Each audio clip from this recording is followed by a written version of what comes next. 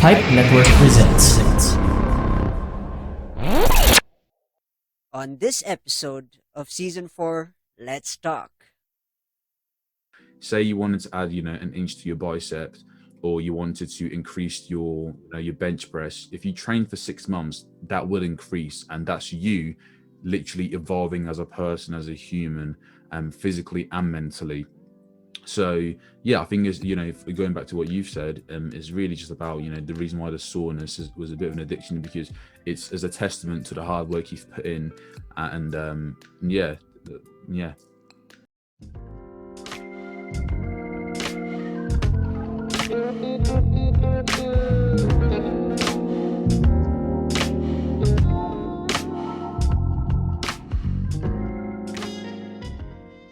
Hey folks, welcome back to the Rajiv show. And guys, we are going international. The show keeps going international. At this point, I should be making a passport for my show. And we're going all the way to England. Um, we also had an English guest on our 50th episode. So we're also gonna have another English guest, and my brother, a legend, a visionary that he is, Anthony Nwaneri. Hey pal, how you doing? Oh, I'm doing amazing, bud. Thank you. How are you? I'm doing good. I'm doing good. Um, Good. could you give a little bit of background about yourself aside from the glorious uh, opening that I I gave? Yeah, so like Rashad just said there, I am from the UK. I'm actually currently in a place called Norfolk, in particular Kings Lynn. A lot of you you probably wouldn't have heard of it. It's one of those one of those places that when I'm out on a night out, or if I'm seeing a new group of people and I say to them I'm from Kings Lynn, they're like, where the hell is that? So I don't expect to know it. But that's where I'm from. I've lived in England. I was actually born in Nigeria, lived there for 6 years. Then I moved to England when I was obviously like 6. And yeah, spent most of my time in England. Just literally just been yeah. Now I'm at a point where I'm just like literally just working, trying to focus more on my career and where I want to be in the future. And that's literally where I'm up to now. Pretty not a crazy origin story. There's obviously a lot of detail that I missed out there, but that's essentially it. So yeah. Yeah, that's interesting. I really want to open up that story, saying you've unboxed your biography there, and it felt like I can connect with you with that. But we'll talk about that later on. As usual, of course, for those who are listening, I always ask the usual question, which is, if you and I were classmates in high school, who were you in high school, pal? Oh, so in all honesty, if I had to be completely, if I had to be completely objective, I would have to say I was probably a bit of a I'd say maybe I was a popular kid in high school, but I Uh, was maybe it could have got the perception that I was a bit of a douche, because I was a bit of a douche and I was a bit of a. Are we allowed to swear? yeah, sure, sure, sure. um, but yes, I was maybe just a bit of a douche, or a bit of a dickhead, you could say. Um, but yeah, that I was probably the hot polarized kid in school. That was a bit of a douche, was cheeky, misbehaved a lot. But I was also there. I was also a good kid. I didn't mean really any harm. But obviously, like when you're going through high schools, there's can be a very confusing place, even though Yeah, you're not very aware of it at that point in time. yeah. That's an interesting opening right there. uh, Yeah, is the truth, man. Is the truth. yeah. I Yeah. gotta ask though. A follow up question to that is, if you were to classify yourself, in the three the tri categories of personality, you mentioned douche, which I'm taking your word for it. No offense, but uh, well, how would you classify yourself in terms of the how will you classify yourself in the category of being introverted, extroverted, ambiverted, or even inverted? But where would you put yourself in that bracket? What, right now or during high school? High school, high school. So I think during high school, yeah, I was definitely extroverted, 100%. Mm, Yeah, interesting. yeah, I was a big extrovert. I was very loud, very loud in class. Would always get distracted. Was super cheeky. Would always have a good laugh with the teachers. and yeah, I was very, I was extremely comfortable in school. You know, some people have very bad experience of school, but I was in a position where I was well known. I got along with a lot of people, and school was not in a not in like a cocky or weird way, but just generally speaking, like I felt super comfortable in school, Huh. and I always felt in control. And there was never really a social situation that I felt awkward or didn't feel in control. So yeah, I was probably so I was very extroverted and very out there. Interesting. Interesting. I want to connect your opening background in connection to high school, if you don't mind. You mentioned you grew up in Of course. Nigeria at the age of 6, and then from age of Mhm. 6, and then I assume you also grew up in after the age of 6, you continued in England. Am I right? Yeah, that's it. Correct. Yeah, that's Interesting. it, man. Yeah. Uh, Um. what Yeah. was the first of all? What was the difference when I'm sure you also studied two schooling systems here. One is you mentioned Nigeria, Mhm. and I'm sure you also studied the lower the lower class, the beginning classes. The opening classes, first Yeah. grade or standard. I don't know what the word is. What was the difference when you Mhm. transitioned from Nigeria to saying what was the major difference when you went to England and you saw, oh, this is how schooling is, you know? Oh man, the difference was insane. It was actually ridiculous how different it was. You know, even looking back now, I lived there till I was 6. I Mm. still have very fond memories of like distinct feeling of being in the school and what that was like, the experience of that, and it was so different. So imagine if you had just a house. So from my understanding, from what I can remember, in Mm. Nigeria, the school was almost like this 3-story house that was semi-detached, but it was quite a small house, Mm. and then just each room in the house would have been a classroom. So in contrast, so just in terms of size, in contrast to like the primary schools we get over here, Mm. where it's much bigger and there's a bigger playground and a bigger play area, so Mm. that's a much different. And then of course the actual the appearance of the school as well it wasn't really made properly. It was just like like concrete that wasn't actually painted properly. Like very wooden stools and old stools. Just it wasn't complete and wasn't done. And in terms of the actual teaching, I remember, so imagine I was still 6, and I remember like when you get like homework or some work to do, and the way they discipline kids is if you didn't do your homework, you just need to get put in the front of the class. And I remember Mm. they would flog, which basically means they'll get a cane and hit you in the back Ooh. of the hand Huh. if you didn't get the question or didn't do your homework or get a question right. Yeah. So that aspect transitioning to obviously over here, where everything is just a lot more organized, and things are, you can't be hitting kids in in Yeah. school Yeah. at all. You get done for. So it's Huh. completely different in terms of that aspect. And but the shock itself, because obviously being black and being from Nigeria and then moving as an African to the UK and Huh. starting school there, it was different because around that time there wasn't a lot of black people in the area that I lived in Okay. at all. So I think I was the only black person within my school. So actually integrating and getting myself into everything was so difficult, man. It was so difficult. I remember just like during like play times. I didn't really have anyone to play with. There might be like one or two people, but they weren't really friends. Yeah. This is just of course when I moved over, so Yeah. it was quite hard to integrate, and just the culture is a bit different. How you behave is a bit different. So yeah, well, it was definitely a big shock. Just honestly, man, everything it was insane. And of course, the weather was just the weather was just something else. So I'm coming from a place where on a normal day it might be like 37 degrees to here, where it's like you know um 12 degrees or less, or even like snowing. So that was a huge difference. I can really put my finger on just one thing. It was just a massive shock to my system. Interesting. Interesting. I relate to you on this because I relate to you in the high school thing because I like the build up here because of the conversation.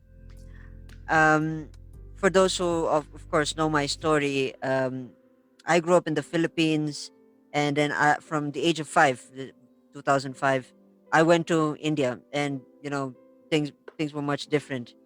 And that I connected with you in terms of culture shock, but mine was more different to the expectation prior to the thing.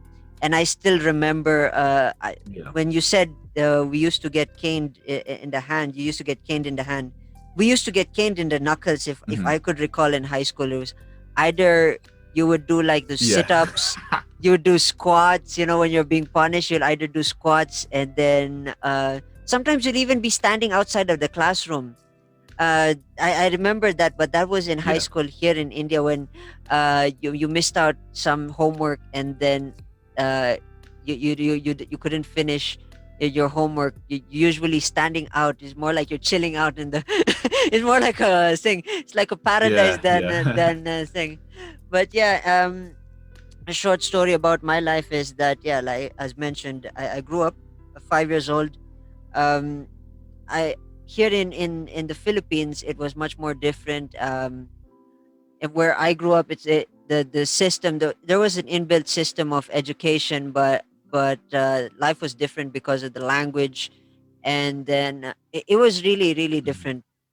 And before I actually went to India, uh, I had this assumption. I don't know if I've mentioned this in any of my previous podcasts. If I haven't, then this is the first time you're hearing it.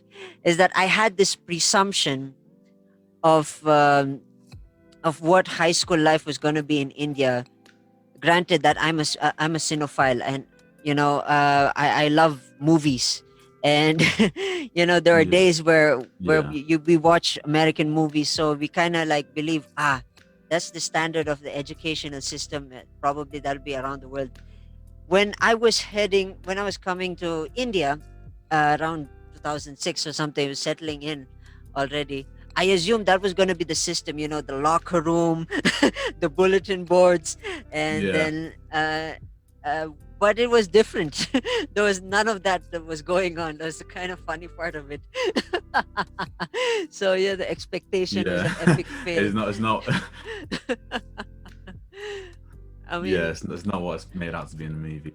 yeah, but although the thing that I learned, uh, the thing that I couldn't really classify myself, even though I was young, and I have enough self awareness looking back at who I am when I was in high school, is that I was the guy who was getting picked on a lot, uh, and I had a Mhm. lot of problems um, that I've shared with you earlier in this conversation, before this conversation, where I was the weakling, Mm. and I didn't really have much friends because I don't know. I felt like I was the odd one person out. Um, and Mhm. there were like a lot of weird moments where sometimes uh, I could get away with things because my mom was in the same college, the same vicinity where where I was studying, but she was a teacher of the college Yeah. students. So I was protected, but when I got bullied, but there were moments that I just can't. And then when I went to India, Yeah. things changed. I mean, just like what you mentioned, the feeling of getting into a different world is like entering a new portal of a universe, and uh, the, Mhm. the culture and uh, the culture that I've seen, and the type of people and the type of languages, the type of philosophies, and all that stuff really blew my mind. And I'm just talking about the external. I'm talking about India in general, not about a high school.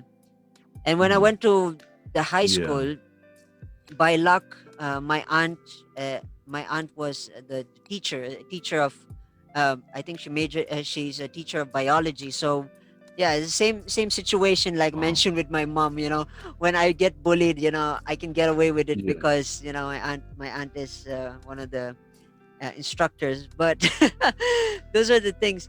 Mm. The only difference though was in India, it was easier to express yourself to a certain degree, and uh, sometimes it's rare. Looking back at saying, it's rare that you can connect with great minds, and you can express yourself in so many ways, and and still never be judged by who you are, especially in the high school community, which is really, really, really fascinating. So that's a little bit of Yeah. me. I hope I didn't take up that much space, but yeah, that's saying introverted, extroverted. If I were to answer my own question, um, I'd probably be inverted because I can't really define I can't really define myself in any of those three categories. Yeah. No. What classifies or what would qualify for a inverted? Is that just like you're not sure or Um, if I were to, I don't really know, but as far as I'm concerned, I don't like to brag to say that I'm special or anything of that sort. I mean, I got my thing. Growing up, I've always had a thing.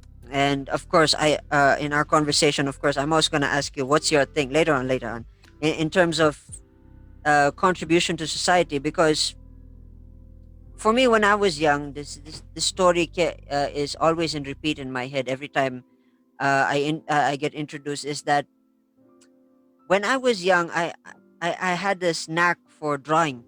Drawing and all this fascination. The Mm. fascination of arts to me started when we Yeah. used. I don't know if you've done this as well.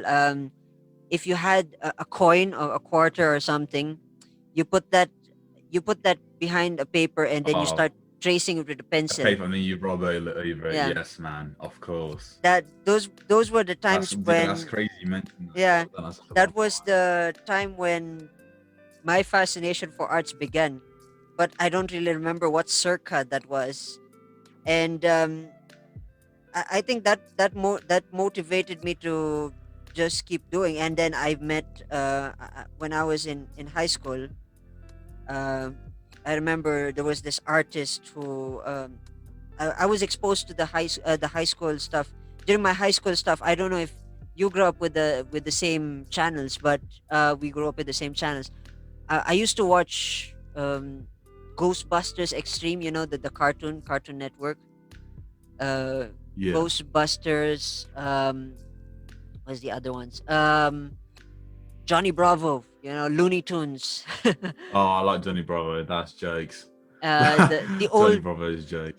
uh the old Tom and Jerry. I don't know if you remember the old Tom and Jerry, where you could see, Yeah. like, in the animation itself, you could distinctly see that it's hand drawn, and it's blood and sweat. Aside from, of course, the technology, Tom and Yeah. Jerry nowadays with the 3D and stuff, but uh, Tom and Jerry. And there was a time when I think there was the animated version. I don't know if it was Disney who was releasing these animation series, because I remember distinctively that there was this series called X-Men Evolution. Uh, this Yeah. I was like that as well. this was a cartoon that blew my mind, because as a child, you don't know what an X-Men is. You don't know the stories of what the real story is. There, it's just you're in it for the action. It's like, okay, this guy's gonna punch this guy, is gonna Yeah. punch the villain, in the end of the day. And then I'm fascinated with the character Nightcrawler. Big fan of Nightcrawler. Yeah. uh the and there was this time when I remember in Philippines, here in Philippines. uh I had a classmate who was, I call him a prodigy, because he, in one of our notebooks or one of our scrap thing, he just took a pen, and then he just scribbled, and then the outcome of it was like three characters. I think I remember it was Cyclops, Wolverine, and Nightcrawler. And they were the big three. They were the big main Wow. guys. And then, of course, he wrote the X-Men logo and everything. I was blown away from that. And then that's where my passion for arts, and some there were times that I dabbled in crafts, but mostly it was the arts. That's where it began. The fire. And Yeah. uh, uh, once I started growing the fascination with I started growing the fascination for that. I started folding folding up pieces of paper and then drawing it like as though it is going to be a laptop, because back then we used to have Yeah. the desktops, the big desktops. There were no laptops and all that stuff, Mm. so we used to fold like a whole piece of paper, and and then we fold it into four pieces, and then we design it like a very thin um, apple fold or something like that. you know it is. Yeah. And then we draw, Oh, we draw the desktop, we draw the screen, and then we draw the keyboard. We try to imitate the keyboards that we have in the desktops or the computers. And then we just imagine like as though that's going to be our phone or something. And I remember I had a classmate where yeah. we used to compete, like my laptop's better than yours and your laptop's better than me. And and then those kind of stuff. And it was really fun. It was really really Yeah. fun to experiment with that stuff. And things got serious once I was exposed to the idea of comics. But for me, my fascination for that began with when I was not really tech. To me, I'll be real, is that I'm not the technically gifted anatomy drawing that if you show me an anatomy of this, and then No. I can pinpoint and then correct the artwork and all. I'm not that kind of prodigal stuff, but my fascination grew like that. It developed. And like I said, from scratching Okay. coins, scratching coins from behind, and then building that into uh, imagining laptops, like foldable laptops. To that, that's where I stuck to my thing through and through. I've been doing stick figure drawings. And I don't know the reason why I think I classify myself as inverted is the way I think, because um Mhm. oftentimes when I do things, I don't know, earlier on when I do things, I don't think it just I just do it. When I started, when I discovered that you can Mm. put coins, someone did it and then I just did it. And and then someone else did something, and then of course that's what led my fascination for arts. And yeah, it grew. I mean, even till today, I think I still have a copy of one of my two of my comic books, or three or four comic books. There is a comic book that I remember distinctively that I did by the year of 2008. uh, and by the starting of the Wow. year, I remember, yeah, it had major conflicts with my grades at that time, which is the funny story. But I remember starting the comic book because I finished the season. I'm not really a storyteller at that time, but I was just experimenting. And then my storytelling was spontaneous, whatever came to my head at the moment. And then I just add that and then put it into storytelling. I didn't even know about uh, heroes, heroes' journey and all that stuff. So um, I took this challenge of creating a comic book that is 100 page. That was actually my challenge. I think it was 100 page comic book. So it was more of the landscape type of comic book. So it was a couple of Yeah. bond papers, uh, got, folded together, stapled, and all that creative stuff. And then I made sure it was 100 pages.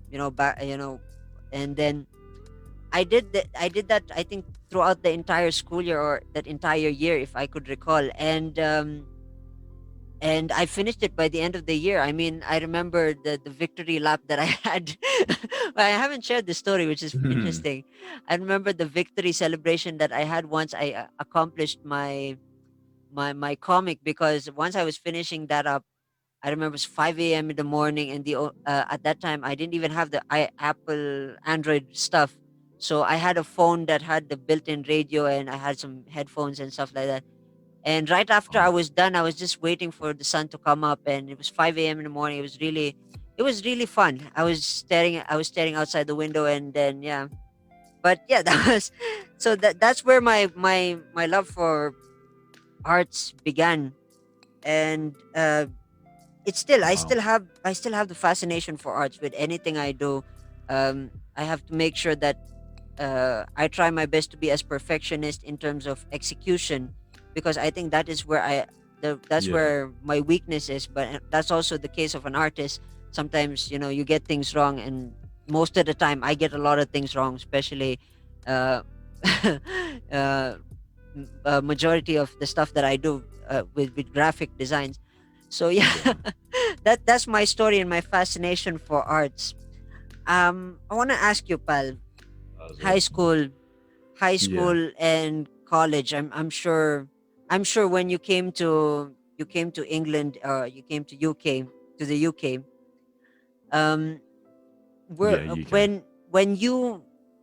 when you joined stuff, were you also? I wanted to ask this actually. Usually, I ask this to a lot of my guests. Is that are you a competitive type of personality when it comes to sports and stuff like that? I mean, of course, extroverted. Yes. Yes, I was. And what's your Yeah, your I was favorite very, very. sport? What was your favorite sport of all? My favorite sport playing in high school would have been rugby. I love rugby. It was so fun because when I was in high school, I was quite fast. So from the point when I was like 11, yeah, from the point when I was like maybe like 9 till 16, yeah, Yeah. through high school, I was very, very fast. So I loved rugby. And I started, going to the gym when I was around like 13, 14. So I had a bit more size. So it was super, super fun. I absolutely loved it. And I was very, very competitive with it as well. Um, yeah, it was great fun, really. And I remember one time, it was just me and my other friend Hmm. who we would never get put in the team together because we were um we just never get put in a team together because it was quite strange because we were one was team captain Hmm. and the other one was just one of those guys that just good at every sport.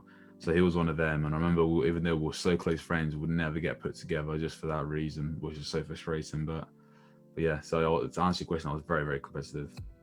Wow, rugby and gym. That you just opened up another two Pandora's box. I gotta ask. Wow, I don't want to mess with you now. Coming to think of it, when you said gym and rugby, the first thought in my head is, I hope when I meet this guy, I need to make sure that I need to buff up a little bit because I'm a skinny guy. Probably you're gonna give me that No hug, need. I mean, that bully hug where you no, I scratch mean, my head. yeah, no, the gym was a huge part of my life. Like, and I say it's becoming slowly again. It's coming back into my life. But let's say for the last yeah, so basically for the last 9 years, yeah, close to 9 years or 8 years, I was going to the gym consistently from the age of yeah, from the age of 13. I started hitting the gym, started going to the gym, started training, and it just became a massive obsession of mine. Like, I loved it, and I just wanted Hmm. to be the biggest in my year, so that no one could compare me. So I wanted to basically be the biggest in my age group and the one who had the biggest muscles. And I had my older brother who had a lot of muscle as well. So I was looking up to him, really working hard. I remember, like, after school, that's all I would do. So after school, I would get my stuff, get my bag, and I'd go straight to the gym, training by myself or with a friend. It Hmm. didn't really matter for me. During the weekend, the same thing. And I remember it was so much of a session that most of my friends, when they'll be, when it'll be a holiday, they'll be playing football, and I'll be at the gym just because I had this goal and this painting in my mind that I really wanted to create. Hmm. And the gym was it played a huge part of my life, really growing up, and helped a lot of my confidence. Um, and really just taught me what I'm actually capable of, because by you going to the gym by default is such a good way to develop yourself as a person, physically and mentally. And it shows you that you can create something in your mind first, and then by hard work, by taking action, you can manifest your goals into reality in a weird way. But yeah, no, the gym was a huge part of my childhood. And then I stopped for quite a while, so I stopped going to the gym for the last, maybe obviously during COVID, I didn't to go to the gym, but even before COVID, I pretty much wasn't as committed because I wanted a long break. I wanted to get into business more, Yeah. and the gym took up too much real estate in my mind. Yeah. Um, so if I wanted to, commit to my business and being an entrepreneur, then the real estate in terms of being obsessed with the gym had to be dropped.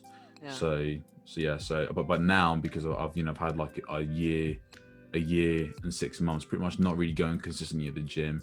I'm now getting that itch again to really get back training and get back working hard with it. So yeah. I love how you philosophize working out. I didn't really expect that right off the bat. That was really, I mean, wow. Yeah, man. Yeah, You you're a it's really deep, deep bro. person. That's really a deep. Yeah, That's a deep thought, and I love connecting with people of that caliber because sometimes conversations nowadays are become less saturated and oversimplified.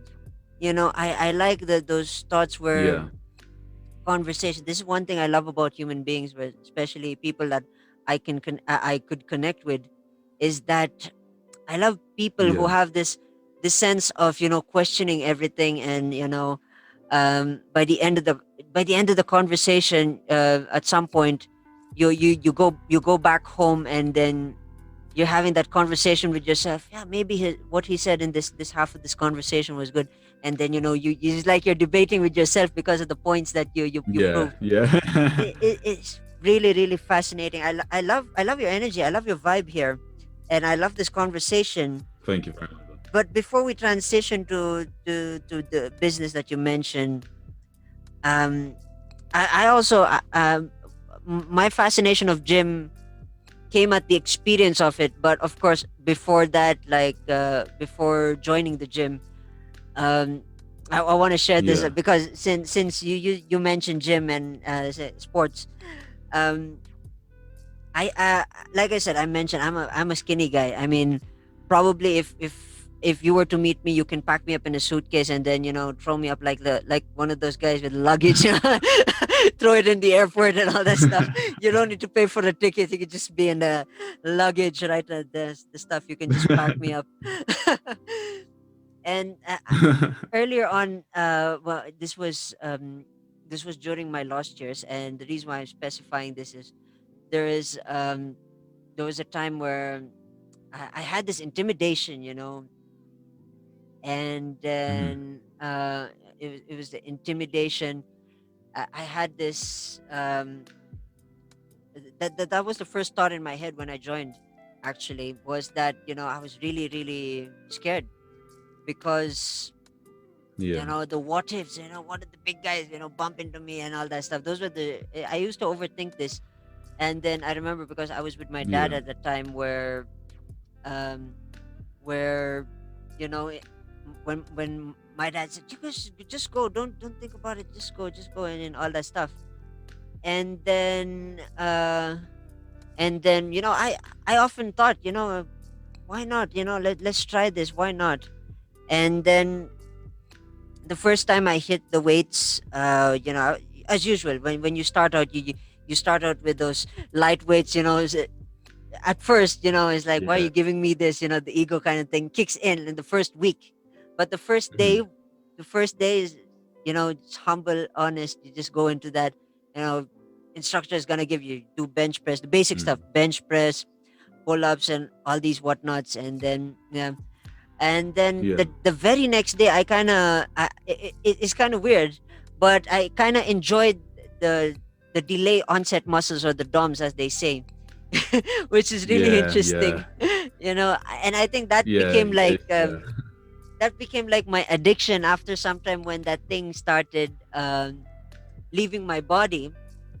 I kind of yearned. I was Yeah. kind of obsessed to sing, and then eventually, of course, I had to wisen up because um, it, I think earlier on, of course, when you join the gym, I don't know if you've had this experience. It's more about, when this guy is lifting 500 pounds, and then you don't even know what the action is. You don't even know what the Yeah. muscle you're hitting.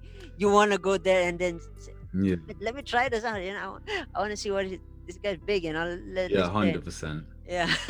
And those are the moments. So then I had to wisen up. I had to do research, and then I learned it was mostly, uh, FYI learning. It was, the best teacher of all was YouTube. Yeah. I studied in the YouTube University. I should have a T-shirt like that. 100%. So I I feel the subscribed. same way. I subscribed to the big guys, Athlenex, and all that stuff, and then they said this is the muscle that you need to learn, and then when you're lifting, you have to learn the there's a purpose to what you're lifting or specified goal. And then I had to wisen up. Mm.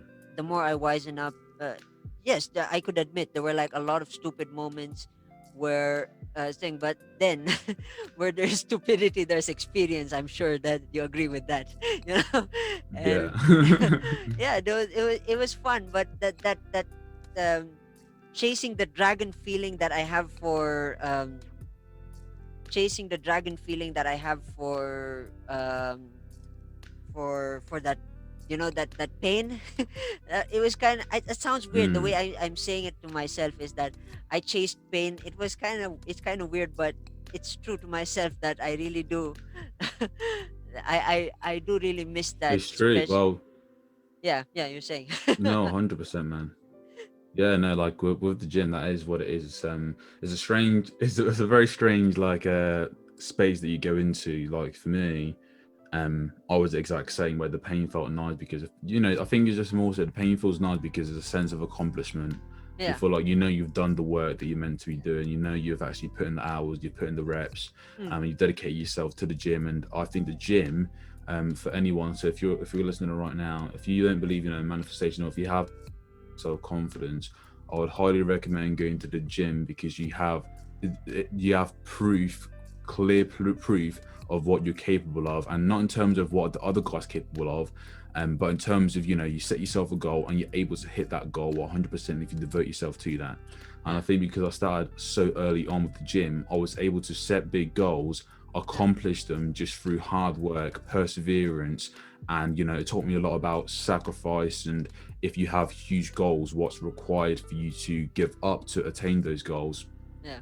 And just doing that through repetition over and over again, I begin to, like I said, that's how we create this philosophy. I begin to realize, holy crap, like I can actually do anything. And I Yeah. think the gym is the perfect representation of that, because say you wanted to add an inch to your biceps, Yeah. or you wanted to increase your bench press. If you train for 6 months, that will increase, and that's you Mm, literally evolving as a person, as a human, physically and mentally. So yeah, I think is if we're going back to what you've said, is really just about the reason why the soreness was a bit of an addiction, because it's as a testament to the hard work you've put in. yeah. And yeah, yeah. So it Eh, makes sense, and I was the exact same way. I used to love it. I didn't like the leg day. Some of them I didn't like, but I didn't like my legs always aching. But even then, it was a weird satisfaction because you're yeah. like, Yeah. I can barely walk, but this feels nice. I feel like I've done something. And then it gets to the point when when you've been lifting for so long and working out for so long that the DOMs aren't as heavy or they're not Yeah. as painful, Yeah. and you feel like you're not doing enough work.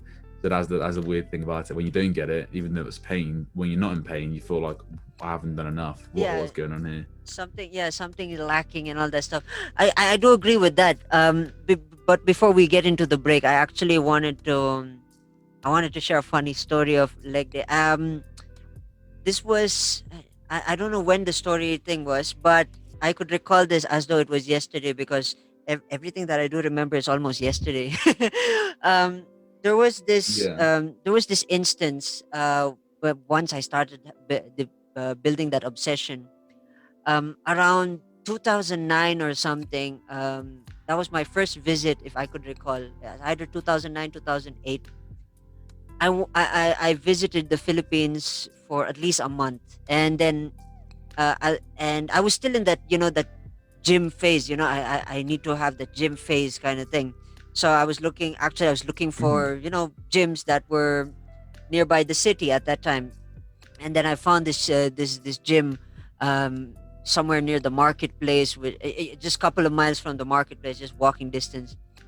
And then um, the beauty about this gym is it's 3 floors. I don't know how the system of floor, how you guys read the floors, is that the way I see it was, you got the ground floor, you got the first floor, and I think it's the second floor. And usually here in the Philippines, they call it the first floor as the ground floor, so it's like the third floor. I hope that makes sense. So Yeah. on the third floor, on the second floor that I'm explaining, I remember I did legs, and I went to this gym that was much further from home. And then I remember, I remember right after that, the exercise and everything. I think my mom, my mom wanted me to go meet my cousins and stuff like that, and their place is right off the mountain. So this was the funny part of all of that, is that the previous day before Yeah. we went and met the folks and said hello to each other. I could recall that I was kind of regretful having the leg day because at that time transportation, I think transportation, the cars could not go up the mountain, so we had to park it somewhere in a certain level where it's easier to get out the car and all that stuff. And then we had to climb the thing. It Yeah. was like 45 degrees up, so basically right after leg day it was like you were still doing lunges. That was how hard it was to climb that mountain. It was the experience going Aw, upwards was hell, to be honest. If I were to simplify it in a context wow. of just one word, it was hell.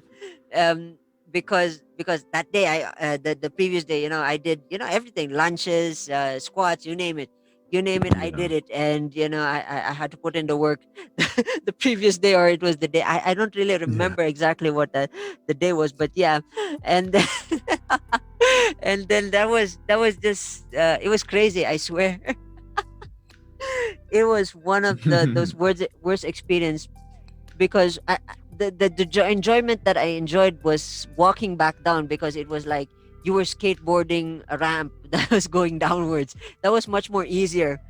But Yeah. then controlling your balance, because the Oh, thing when I you're going up, you're lunging, especially, mostly, yes, you're lunging, you're lifting the ankles and all the stuff, you're tiptoeing as well when you're switching from leg to leg, mm. from saying, I'm sorry if I was getting technical with the science. But yeah, that was like, that was one of the worst experience. That was the worst experience. That's why I often wish that, if I could simplify the legs, I try my best. But yeah, nowadays also I do Oh, miss I miss the thing. I miss the ego whipping, or I don't know if what they call that in the gym etiquette, because in the ego gym, lifting. no, not ego lifting, it's like ego whipping against someone else, patting someone in the back, getting those challenges, Yeah, like, yeah, yeah, yeah. I think I call it I hear ego you. whipping, because you're whipping someone's ego. Yeah. And Yeah, yeah, yeah. um I miss the camaraderie, especially when you're lifting with gentlemen, because it's not just for me personally. My philosophy is, I do agree with absolutely everything that you mentioned, training, discipline, and everything. But especially once you get to connect with people on that caliber, and then they show this sense of obsessiveness. It's kind Mhm. of like an infectious thing, where I'm sure you and I would agree, is that if if if you and I are in the same room, and then let's just say there's a guy who has this positive, laughing energy, who's just bubbling inside, and talkative, going around and saying hello to everybody. I'm sure everybody in that room will be infected by that, positivity. Although some will Yeah. probably not change, or some would have that stoic mentality, but deep down inside, they have that, this guy's positive. That's the thing that I miss, and Mhm. that obsessiveness. Like, you see them bench pressing in that obsessiveness, and then once they get off that stuff, they start screaming, and then, oh man, it should have gone for one more rep. Those kind of things. It makes you Yeah. think like, wow, I missed that. But if there's a will, there's a way. We nowadays, it's all home equipment. You could pick it up by the flick of a button. You can pick up some weights, a shop nearby, or online Yeah. store and all that stuff. So at least I still made a way to keep myself productive, which is saying. But yeah, I never thought this conversation would lead to saying gym. Neither really.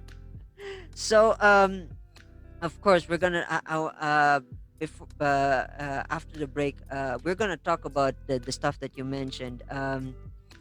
You mentioned business. You mentioned entrepreneurship. I want to talk about that as well. And I presume that Awesome. we're gonna share a lot of information about some good stuff on Sing. But before we talk about that, of course, folks, we will be right back after these few short messages. Do you want to get great deals? Go to Pipe Marketplace. Visit pipenetwork.co/marketplace and use the promo code TRS to get exclusive discounts. Chat with them now. Basta Podcast, Pipe yan. Catch the Pizarra Tales weekly as we tackle issues about education and share experiences about teaching. Hosted by Jay Australia, available on your favorite podcast platforms. Hey folks, welcome back to the show. Again, we are here international. I feel like I'm in the UK because I'm talking to a brother that connected with me, and I felt like we had a parallel life, but it was much more different of an experience. And if you haven't heard the first half, guys, go check out the first half. There's a lot of interesting stuff to learn there. And before the break, I think I remember we opened the conversation to entrepreneurship, but we were talking about gym life and gym obsession.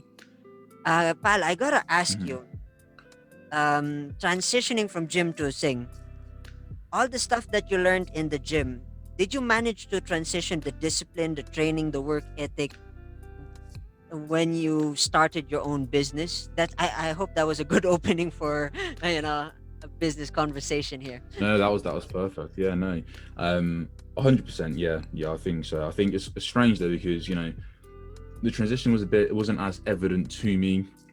Like I went to the gym and I knew I was really good with the gym, and it taught me about, I was capable to do anything I set my mind to in terms of that, and in terms of like schoolwork and university, I had the same sort of mentality that I could do whatever I wanted to do as long as I put my mind to it. And I never, in school, I was never the guy to worry about exams because I always knew that I was gonna do well. Like I didn't think I was gonna do like get an A star, but I knew I didn't have anything to worry about because I knew I was never gonna go into an exam and fail because I just prepare. Like if you prepare properly, you do the revision, you haven't got to worry. And I've never, thankfully, ever had a worry that like I'm ever gonna fail an exam, unless I was like super underprepared for like an assessment. But exams, when it comes down to it, I knew that I could always pull it out the bag, sort of thing. But so I translated that mentality to my university work and uni work, and then eventually came third year. So went through first year, second year, third year, and then I decided to drop out of university and really focus on just entrepreneur stuff.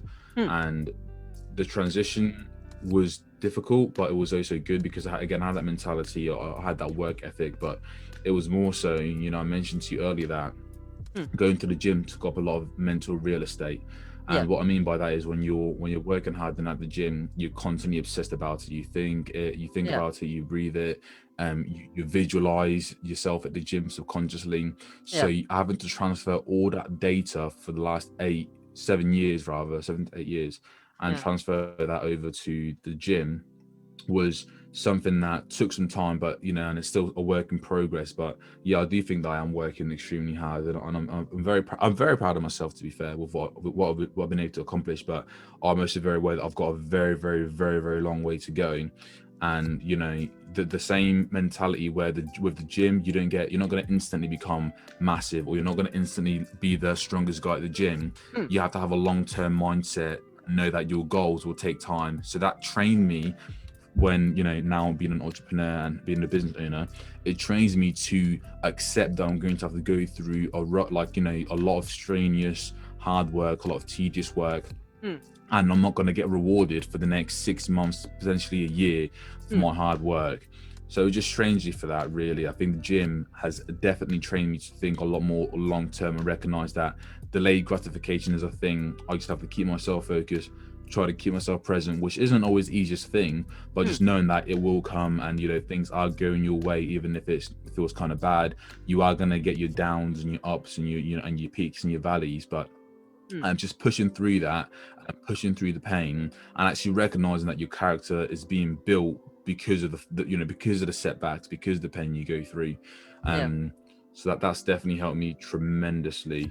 And then another thing's of course I mentioned to you, with the gym, how I got to a point where I was obsessed, and to a point where I was manifesting how I wanted to look. It's one of those things where I had to visualize when I was at the gym. So when I was at the gym working out, I was never in my body, I was always the person that I was always the person that I was working out to become. So it wasn't like I was working out to become this person. When I Yeah. was in the gym, I was that person working out. Does that make sense? Yeah. Yeah. So it's same Very with like, definitive. translate Yeah. that to business. Yeah. Yeah, and translate that to business and work is now Mm. trying to translate that more so and recognize that I'm working now not as who I am now, but as the business owner who's got a successful publishing brand, who's helping, who's providing a ton of value to the community, and having that mentality and having visualizing that makes you act, makes me act rather in a different way. So for example, like I can't procrastinate as much because I know that that future me wouldn't procrastinate as much. So when I have the mentality that I am that person, well, that person has certain rules and standards he needs to follow. Same way, if I'm at the gym and I want to be the biggest guy there, I Yeah. have to do that extra set, I have to do that extra rep, I have to work out harder than everyone else. Yeah. And that translated in my physical appearance down the line. And same goes with, I'm trying to use that now. I'm trying to master that now with the business, where I'm trying to visualize in my head certain things coming my way. I'm trying to visualize, how I would behave on a day-to-day basis. I'm trying to visualize my pattern, and it's hard, and it's very, very hard, and it takes a lot of time, a lot of energy. But like I said, it's something that I'm willing to devote myself to, and I'm willing to do the tedious work now for the next year, 2 years, however long it needs to be, because I know that in 10 years time, in 15 years time, in 20 years time, I'm thankfully will be in a fortunate position where the skills that I've acquired just means that I'm not going to be relying on anyone else, and I can generate money at will. So that's that, back to your point really. So visualization and being able to actually visualize who I am, who I want to be, how I behave in terms of my business and the standards I hold myself to, I was able to translate because of bodybuilding and because going to the gym. And then having the long-term mindset, knowing that if you're setting a very high goal, that requires a large amount of action to get those large amounts of results. So I would need to also translate the long-term mindset and the work ethic that I had from the gym to business. And like I said, it's every day is different. You're just constantly trying to adapt, constantly trying to learn, but more so applying. And it's just time. The only thing that you have to think about is time. And a lot of people like a lot of people with business, or or human beings, we have a natural tendency to not really look forward to the future. And I used to be the same way when I was going through sixth form. So when I was 16 to 18, it was a very weird stage in my life because I didn't really know what I wanted to do as a career path. I was just in such a weird stage because at that point my sister had gone off to university and my brother had gone off to university, and that's the first time ever I've been by myself in my house. And it was very, very strange because you get pulled in all these different directions. And I remember around that time I couldn't see a future, so it was really hard and it was really difficult because I wasn't working towards anything. The thought of time passing by putting me off, and is it was it was horrible, wasn't it? It was like when you feel like you haven't got direction and know where you're going. But no, I always knew I wanted to do something great, and I always knew I wanted to become a really successful businessman, but had lack of direction and it'll put me off. But then eventually when I did find out what I wanted to do, it gave me clarity. So for example, like having a goal like with the gym gave me clarity because I was working towards the future. And then from that, after I gave up the gym, I then created another goal for myself with my publishing business. And wanted to create something amazing, something that changed the dynamic of the podcasting space. And to me, I'm looking forward to the future, and I'm glad time is happening because I know I'm putting the work in, and just over time I'm going to reach to my destination. So if anything, I wish time would speed up, but that's just because obviously at the moment I'm using my time well. So yeah, That's powerful. I mean, I love the philosophy there, but but I'm just curious because in the world of storytelling, in the world of self improvement, I love stories, and I'm a visual person, and I do agree. I mean, I 100%. I do agree with your statement about envisioning yourself. If you're in that specific space, in that specific head time, you are the person that you're working for, and it's like an the way I see it, the way I envision this is that it's kind of like a self astral projection of you looking at a future version of yourself. I don't this really makes me a weird cookie, but a future version of yourself that you can see, that it's either in the it's depending on where you envision this, you can see it in the mirror, or you can see it anywhere. You can see it, and then that is what I want, and that's what I want to achieve. So that's like that's how I envisioned what you said, and the philosophies that followed. I do agree 110%. I want to follow up this one with a question. I hope you don't mind, pal. Yeah, of course, of course. And the question is, you mentioned earlier also that you dropped out university. We call it college. I'm kind of used to Yeah. the American terms, but I'm gonna go England as well. You said you dropped out university to pursue entrepreneurship. What was the storytelling there? What was the Yes. mindset, and what was going? I actually wanna, if there was a particular moment where you were walking down the stairs and then epiphany hit you, or you saw someone broke up in the thing, or someone broke up outside in front of the, you know, what was the story? What is the storytelling on that pivotal moment Yeah. where you transitioned and said, okay, this is not the life that I want. I want to make a life of my own. So what was that? What was the moment Awesome. there? Yeah, no. So we'll have to just backtrack quickly. So the course that I was doing was sports science, and it was a 3-year course at university. Before I went to university, I said to one of my friends, one of my closest friends, Hmm. Kian, mentioned to him, yeah, you know what, mate, I wouldn't actually be surprised. I'll be surprised if I make it out of university without dropping out. Hmm. And I just said that, like, I didn't have any thought of it. And it wasn't like I was going to university to drop out. It's Hmm. just the idea of that didn't, I wasn't, I don't know. I just said that for whatever reason. So that was before I Hmm. went to university. Went to university in first year, wrote my goals down. And the reason I went to university was really more to discover what my actual purpose was, what I actually wanted to do. Hmm. Because I Interesting. didn't know what that business was going to be. I didn't know how I was going to make the amount of money that I envisioned in my mind of making. Yeah. I just knew that I had something in me that was saying, like, you can do it. It's just you have to go out and find it actively. So went to university first year doing sports science. It went well, went great. I remember the first day at university, they give us a piece of paper, Hmm. put it in front of us, and it says, where would you like to be at the end of third year? So before you graduate, where would you like to be? And I remember writing down, I want to have my own online business making money online. Yeah. I remember writing that clear as day. Yeah.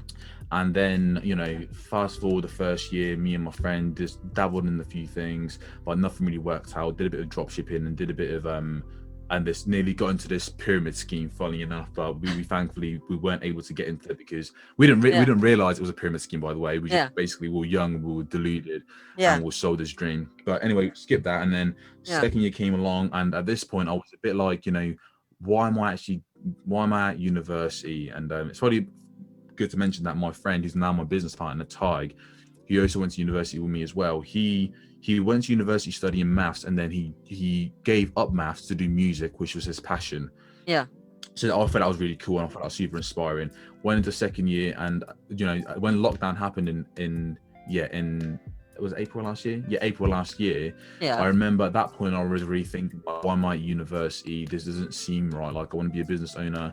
My course was just choresome. And I remember calling my friend in April one evening saying, yo, bro, I feel like I'm just wasting my time at university. Like, my heart's not in it. I didn't care about it. I'm not there feeling like this is amazing. I want to learn. And I'm always a person who always tells people, chase after your passion, do what makes you happy. I've always been that guy. So for me to be in a predicament where, I'm a situation where I don't think I'm enjoying my university, it's not going great. And I remember that evening after I called him, I prayed it was April. I remember midnight on the dot, I was praying to God and the universe, and I was praying, begging to God, saying, like, God, please, currently I've got no direction at all. I don't know what I want to do, but I know I want to do great things. please God, just give me any direction at all and I will listen. And anything, just show me something, because I know that I'm meant to be here to do something great and wonderful and amazing. But for whatever reason, I'm just, I just can't figure out by myself. I just needed help. I remember just being like so torn with this, because it's a big decision, isn't it? Like if you're gonna break up or not, what you want to do with your life.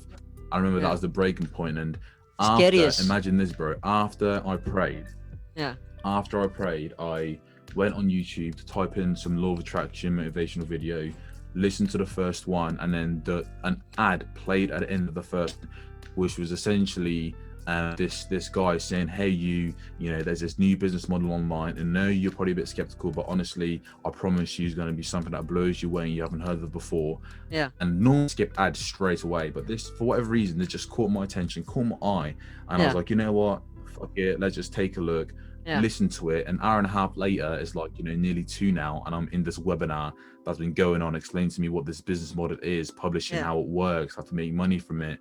And the next day I ring my friend Tig, and my friend I went to university with, ring him, and I was like, bro, this is something sick that we need to get into right now. It looks so, let's get into it right now. And then the next day we had both of our savings, we literally invested £1,000 on this online course. And that's how I got introduced to the world of publishing. And then, fast forward, I went to university. So I still didn't drop out of university. I was still doing my work. So during April, after we bought the course, we started the course, but I was still at university. So I was doing my work, I'd wake up at 7 and I'll do my work throughout the afternoon, and then later on I'd work on the publishing course and the publishing business. And that happened throughout till July, and then July finished, university finished, and then I was able to devote myself to our book, so to Podcast Made Simple, which we then launched in October. I remember. But anyway, so when I went back to university third year, it was such a weird thing, because I knew I already had this publishing thing that I really wanted to do, but the whole thought of dropping out of university still intimidated me, still scared me, and still sort of like worried me. There was a lot of anxiety around it. And then I remember, so at this point I was full sweat mode, and when I say full sweat mode, I remember I would wake up at 7 at university, because I was still doing my work, and I'll go to the library from 9 till 6, and then from 6 till the late evening, I'll be working on the business. And that was consistent, like I was doing that consistently. But it got to a point, I think it was like 2 months in, where I was just sort of like, what am I doing? Putting so much energy, so much time, waking up so early, going out walking for a course I don't really care about, and a course I know I'm not going to use. And I'm not saying that it was useless. I'm saying for me personally, I was never going to use sports science in any way, the degree, in any way, shape or form. So it seemed idiotic and backwards for me to still be at university. So I was having these conflicting thoughts, like, why am I spending my time in all this stuff when I know what I want to do? I found my path, I know, and I knew, publishing was what I needed to do. That's what I love doing, that's what I enjoy doing, that's what I love learning about. And it was just torn. There was just this weird thing in my head. I was like, why would I be at university? It seems so stupid. But anyways, I remember one evening I was again the same situation with feeling really weird and just conflicted and not knowing what to do. And I remember asking God once again, praying outside. So imagine I'm at the top floor and I have like a rooftop, and it's like you could open this like terrace, window something, kind of, and you could see like the skyline. Wow. Yeah. And I opened that up and I'm looking and I'm praying to God, saying, God, please, all I want is some direction. I'm thinking about leaving university, but I don't know if that's the right decision. I just want to make sure that I'm doing the right thing. Please just give me some direction. Like, I know in my heart what I need to do, but, I don't know. Like, this decision just seems so monumental in my head. And I asked him, how much money will I need to make sure this business does well? What do I need to do? What would, one, how I mentioned to you, the twins. So the people who sold the course to me are twins. And I was like, I wonder what they would do if they were in my situation. I was like, I would love to know if I could speak to them privately about what they would do if they were in my situation. But obviously, like, they're busy people and I didn't expect that to happen. I would then pray that, got on my bed. Before I went to bed, I just went on one of their Facebook profiles and flicked through the old pictures, and then I saw this old video, and it said how I went from loser to, you know, like from loser to success or something like that. And Yeah. it was pretty much a video of the twins, the people who saw the course, an Yeah. old video of theirs, explaining that they dropped out of university and explaining how they were thinking, why this is so stupid, why am I at university when I know what I want to do? And they were like, they just quit university, even though, so bearing in mind I was in third year, so 2.5 years of my life has gone into university at this point. And I was like, you know, I'm so close, why don't I just finish it? And they said the same thing. They said that they were like 90% of the way there, and people were saying to them to stick around. It didn't feel right in their head, so they decided to drop out. So when I watched that video, and they were like, yeah, it was just stupid, like like, why would I stay at university when I know that's not what I want to do? That's not actually, you know, education in some sense, depending on what course you're doing, especially if you want to get into business. And I was just like, as soon as I watched that video, I swear to God, instantly, because it's like God answered my prayers. I got to speak to the twins, and it felt like a special message to me. And it was like an instant reply. That's the second time it's happened, an instant reply. And you know, at that point, I won't ever forget it. It was like around this point, it was like maybe like, I think it was like maybe like 3-ish, 4-ish. Yeah. And my girlfriend was coming over to visit me the next day. I Yeah. remember clear as day, at that point, I was like, yeah, I'm dropping out of university. And that was it. That was just it. That, like, I just knew at that point, like, that's it. There's no one can ever tell me otherwise. Like, you know, if you pray to God in the universe and you get an instant answer, you better do yourself a service and listen and take the answer you're being given, because you'd be idiotic otherwise. And that was it. And then, you know, at that moment, I was like, yeah, I'm dropping out of university. That's it. Made up my mind then and there. Nothing would ever change it, and nothing did ever change it. And you know, and that was probably the best decision I think I've ever made in my life. Yeah, and that's it. I'm sure. Yeah. Just that's literally that was the moment that it just all changed. The next morning, I felt just this weird energy, like it literally felt like the universe shifted at that point. Like I know it sounds like, if you're listening to this, you're not really into like manifestation, or you know, you're not into all the law of attraction, or you know, quantum stuff, or all that sort of stuff. Like it's just a fact. You know, if you make a decision, every decision you make creates a new reality. That's just a fact. And depending on the significance of the decision, depends on how the trajectory that how significant the change of the trajectory of your life will be. So like, if you make a decision to, you know, not eat a sandwich today, that's not going to make that big of a difference in your life. But if you made the decision to, you know, drive to see an old friend, or travel to see an old friend on that day, that will make a significant difference potentially on your life. Loads of different possibilities opened up. You could potentially, God forbid, something could happen bad on the trip, something could happen good on the trip.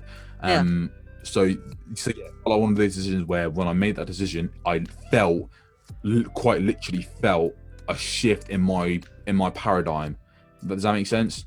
Yeah, I do. So and you know, after I mentioned about the gym, how I gave up real estate because I wanted to commit to business. I couldn't be obsessed with the gym. So I decided to give up the gym because I wanted to have more data to absorb business. And then when I was at university, most of my time was 70% of my time was working on university and stuff I didn't care about. So you can imagine that I was thinking, well, why am I taking up so much mental space in my mind doing work I didn't care about? This just seems so backwards. No way. I feel like I'm being like, no. Trade-off. So that's another reason why decision that I was like, you know, I need to get rid of this mental real estate that's not going to serve me and the future that I'm trying to create. And I'm just going to fully commit in this thing that's constantly in my head that I care about.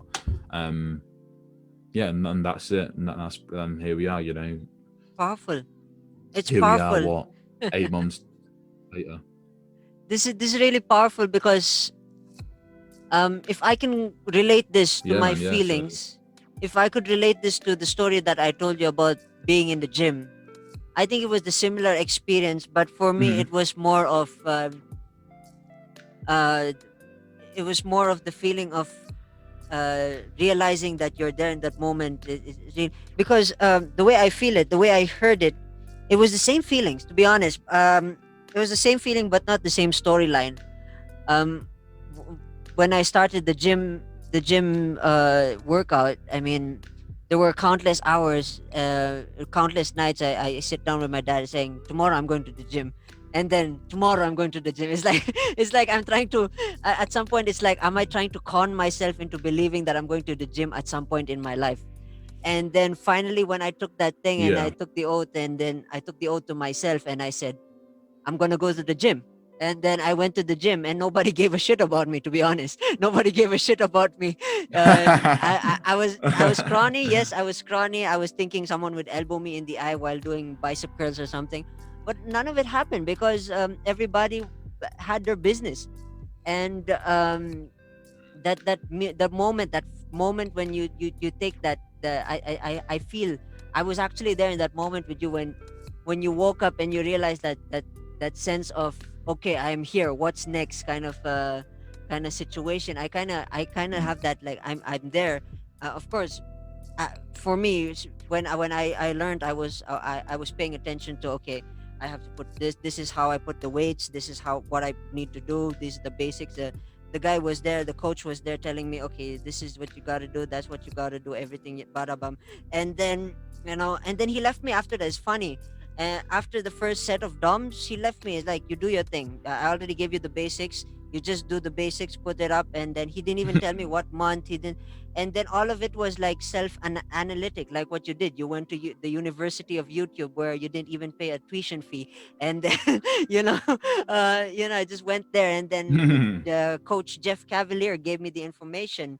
And then there were some few guys who were crappy, but giving crappy information, which some of it worked, some of it didn't work. But as starting out, that's the normal thing, that you are, Yeah. when you're entering a different realm, you are the dumbest person, but you're also the smartest person in the world, because you're getting this. Yes, I'm getting this, I'm getting that, I'm getting this.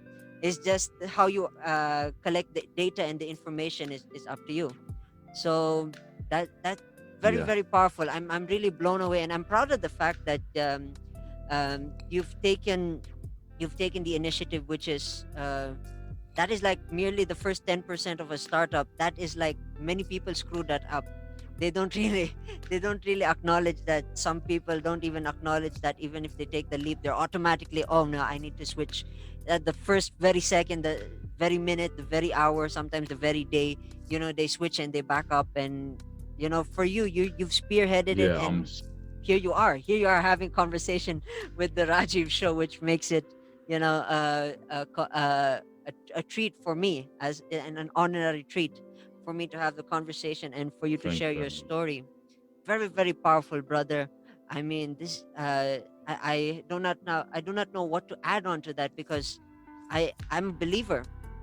And for those who are tuning in, by the way, I hope you guys pay attention to the moments that you guys are taking for granted, and the moments, those things that when you overthink it. It's good to overthink. I mean, I have a different take on how overthinking is, but my main intention is, it's good to overthink unless it's a life or death situation.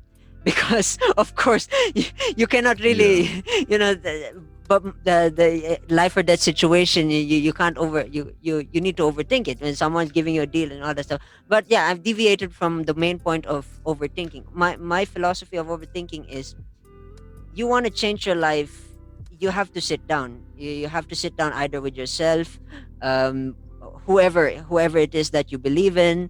It's a lot to do with understanding and confirming it, and being confident, saying that, okay, I'm gonna take this, and then this is gonna be my direction in life. And that's where you take it to the next level, the moment you move on from what you learned and what you've studied. And from what I've heard, yeah, throughout the beginning of the university life, my guest prepared. Am I right that you prepared? So you've studied a lot of this. You've taken, okay, that's not good. So you've had data, although some of the data that you got was Yeah. a mere 10%. But you still, the fact that you have data that collects as experience, it changes the whole dynamic of learning. Okay, this is not what I'm doing, this is what I'm doing. Granted that as you travel forward, Yeah. you already know, okay, if someone's asking for your advice, okay, that's not the thing, look at what I'm doing, or look at what this guy is doing, my friend is doing, so that's how I understand Hmm. the story. It's very, very powerful, and I believe that you're gonna take your business to the next level, and I'm sure you're already planning for the next level. And I have a I kind of have this feeling that I'm having a conversation with a person who's sitting in front of himself as a futuristic, already there with the cash money, the cash money and Yeah. everything, the legendary status, and the finest three-piece suits and everything, so yeah, it's really, I'm sure power of visualization here in this conversation is very, very, very true to saying. And if for those who are listening, if that is not your It thing, I is. mean, yeah, if it's not your thing, you can always find what works for you in terms of how you believe and how you push yourself to the next level, which is really, really interesting. Interesting to say the least, because that's my only code, that's my signature word. Trying to think of another word to outsmart myself, Yeah. but yeah, I can't really. I'd recommend it. I'd recommend it. I think it's everyone. I think we all use, like people say, whatever situation you're currently in is Mm, due to visualization. yeah, Whether you're consciously visualizing the future or unconsciously visualizing the future, you are doing it. It's just a human nature. Innately, we do it. We mm, imagine. You yes, can't, when you have thoughts, you see it visually. Some people see it visually anyway, but most of the time you can imagine things in your mind, and your thoughts that you have essentially is visualization. The mm, things you repeat in your head, that is visualization. It's just, if you see visualization as basically just data that you feed your brain yeah, to try to create your surroundings. So if you're someone who thinks, a certain way about, oh, I'm a very quiet guy, I don't really like going out, then yeah, you are a very quiet guy, you don't like going out. When you have yeah, those thoughts, there's a visual image of who you are in your head, yeah, and that's subconscious. So you're subconsciously doing it unaware, that because you're thinking, oh, I'm a quiet guy, yeah, I'm not very social, that then becomes your reality, because that's the image you're seeing of yourself. And the image you see of yourself is what you project out of who you are, if that makes any sense. So yeah, yeah, if you so the difference between the visualization that we're talking about now is just a lot more conscious visualization, saying, asking yourself, okay, right now I feel like I'm a quiet guy, but can I visualize myself as a as an extrovert, as someone who is a lot louder, someone who is a lot more confident, someone who can speak to girls without any issue. And if you feel like that, yeah, or if you can see that in your mind, it can be a reality. There's a saying where it's like, anything you can perceive, you can yeah, achieve, or if you can see it in your mind, you can hold it in your hands. And I don't. People saying visualization and manifestation is like incorrect. You're factually incorrect, if that makes any sense, because yeah, factually speaking, everything that we have outside of us came from inside of us. So mm, the computer you have, the phones you have, the headphone you're wearing, the yeah, speakers you might be listening to this through, all of that started in someone's mind as a visualization. yeah, When someone creates a house, an architect has that in their mind first. The architect thinks about it first, then they think, what's the plan, how do I get there? They map it out, they do the math, they do the calculations, what material, yeah, and they have that. It begins initially in their mind, imagined, then it gets put on paper, and then you have someone create that. The mm, same way an architect can produce something from his mind to reality, same goes with a designer, an interior designer, a graphic designer, and a podcast designer. It yeah, all starts in someone's mind first, and it's all visualized first. So just know that it's constantly a thing that happens. It's just, you have yeah. to just take conscious control of it and choose the narrative you want to create. True, true. I agree 100%, 110%, 200. It's like a bidding war now. To a million percent. If there's, I agree. But the main point is I agree. And to add to the concept of visualization, I hope Yeah. that you're not just taking this as a one piece of the cake, because visualization is a certain percentage of the entire thing. You got hard work, which was hopefully my guest and I would have a conversation about that, and we'd have a season about that. We'll talk about that, and it's gonna be interesting. But my Mm. main point that I'm trying to carry on here is visualization. Just because you visualize it, that makes you visionary. No, no, no, no. That's just, like I said, that's just a small percentage of the work that you put into the bigger picture. Of course, you got hard work, you got consistency, you got all these variables into play, and the the one key element for me personally, and I'm sure my guests would agree, is um, from what we've mentioned in our gym life, is that we've had this obsession that is like killer. If you have the obsession, you don't need motivational videos saying you can do it, buddy, you can climb up that mountain. You don't need any of that stuff. You got the visualization, and you got the obsessiveness that, okay, this is where I want to go. This is the thing. I want to be a content creator. I'm gonna invest into camera, podcasting, invest whatever with money you have, and then develop and develop. And that obsessiveness, so that obsessiveness is not just making a video and just getting it out. You gotta show how thing if you're having a conversation with yourself, which I do recommend, is that, you know, you gotta be obsessed, and you gotta have that Michael Jordan, Tiger Wood obsession with the thing, because the standard, like my guest Hmm. said, the standard that you're living is thing. And for me, for those who don't know, this Let's Talk series has been one of my biggest obsession, and this is perfect because of the conversation about visualization.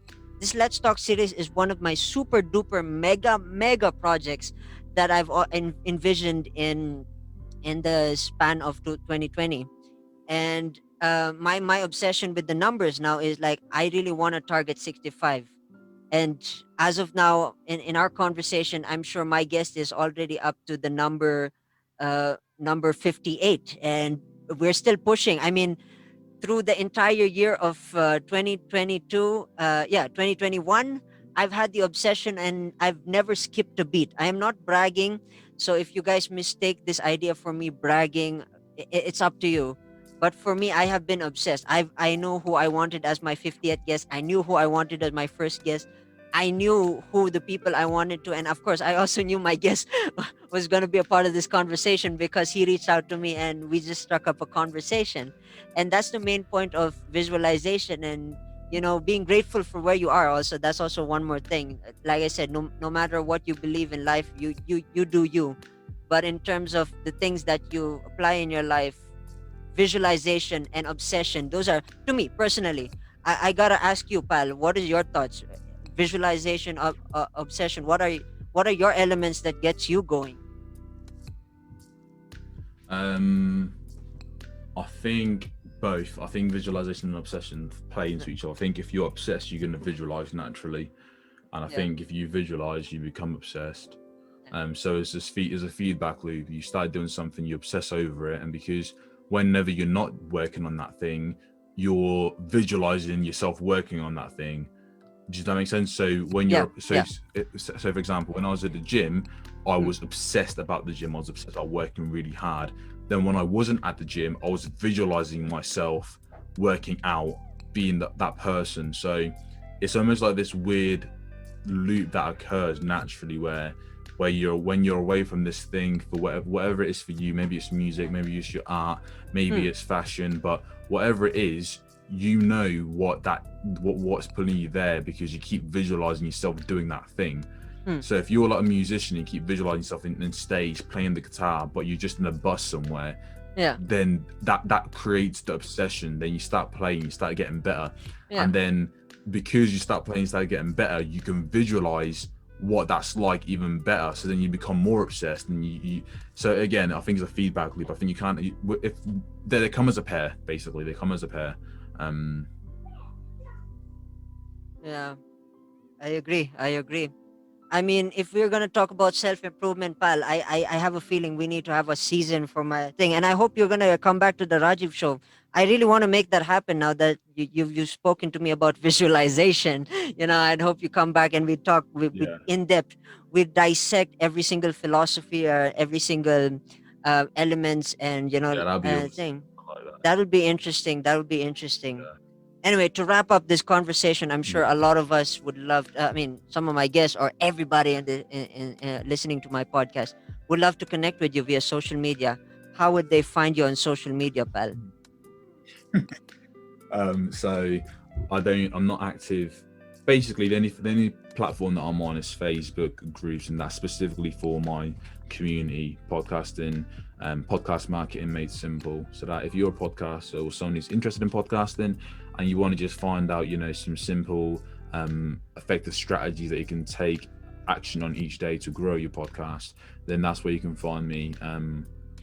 Funny enough, the thing I mentioned about, whole mental real estate, I gave up Instagram, Twitter, for that reason, because it took us too much mental space and it was too much of a distraction. So that's the place I'm currently at, which is Facebook. Interesting. And that's that podcast market made simple. Interesting. I love this conversation, guys. I love this conversation. I love it when my guest really takes over. It's like it's like this conversation they take over and I'm just the one serving tea in the corner. And I gotta admit it, I'm learning a lot. I'm learning a lot. I want to thank you, pal, for being a part of this conversation. Like I said earlier, I really want to have you back in this conversation season. Let's talk about seasons. Because probably by the time I'm done with my season 4, I'm probably dried with ideas, or I probably have some few more in the tank. Yeah. But yeah, I'd love to make a season with you, just you and I debating over certain philosophies and stuff like that. Because I'm a deep thinker, and I really love to connect with people in terms of thinking and whatnot. And this is like heaven to me. I'm in heaven, to be honest. But this is so am I, man. I enjoy this. It's rare that you find people who think the same way. Not think the same way, but have the same thought patterns in terms of how they like to think. So I like to think about things deeply, and I've got loads of stories of just like how this side of my life occurred, and I'll go through phases of it. I don't know if the same with you, and I want to keep this very brief, but I'll go through phases of being super, super deep thinking, and then go through phases of being, more with it, more connected to the real world. And then I go through phases where I'm in my imagination and a bit detached from reality, where like I'm seeing things in a weird way, and I have a frustration with the world that no one's acknowledging the fact that we are in a realm that no one really, just some crazy, philosophical thoughts that just looks like you're already going there. That to me,